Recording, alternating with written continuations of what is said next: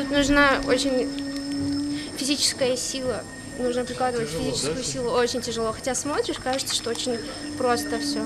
Марьям Султыгова рассказывает и показывает, как из небольшого куска глины сделать настоящее произведение искусства. Самое первое и, пожалуй, самое важное в лепке на гончарном круге – это центровка. Нужно максимально точно разместить кусок глины по центру и аккуратно вытягивать вверх. Работа требует как терпения, так и сноровки. Сейчас делаем самый классический такой кувшин. На гончарном круге можно выкрутить любую форму, в принципе, любую круглую форму.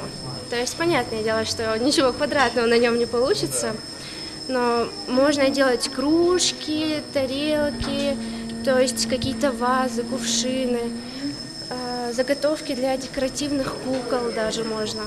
Увидеть мастер-класс Марьям Султыговой по редкому в наше время ремеслу пришли ценители искусства. Попробовать себя в роли гончаров хотят и парни, и девушки. У кого-то первое изделие вышло комом, но другие сходу уловили суть гончарного дела. Я решил принять участие в мастер-классе, чтобы своими руками почувствовать, каково это. Могу сказать, что это не так просто, как кажется на первый взгляд. Действительно, это очень сложное ремесло. Я думал, вот будет намного проще. Но, в принципе, для первого опыта, думаю, у меня неплохо получается. Портреты, пейзажи, натюрморты, барельеф, а также изделия из керамики представлены на этой выставке. Марьям Султыгова также проводит мастер-классы в школах и этим самым планирует возродить древнее искусство, понемногу завлекая детей в это направление. Труды мастера всегда пользуются спросом у местных жителей ввиду уникальности и качества работы. Что-то выставляю, что-то дарю, естественно. Покупают работы, на заказ делают чаще всего.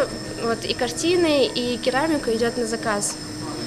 Потому что я не повторяю работы. Это мой принцип, что я не беру то, что есть уже, и повторяю. Мне кажется, каждый художник, каждый мастер должен иметь авторские работы.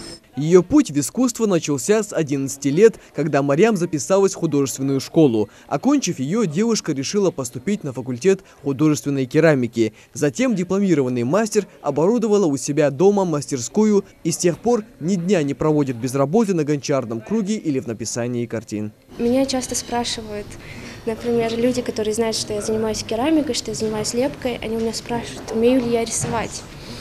Вот. Хочу сказать, что можно совмещать все вместе. Даже больше, если человек не умеет рисовать и не имеет какой-то базы, то в лепке он далеко не уйдет. То есть это взаимосвязано. Это весьма востребованное и почетное дело у наших предков получило новую жизнь и развитие в современности. Что касается картин, то выставка работ Марьям Султыговой продлится еще несколько дней. Микаил Тангиев, Мухаммад Белакиев, Новости 24.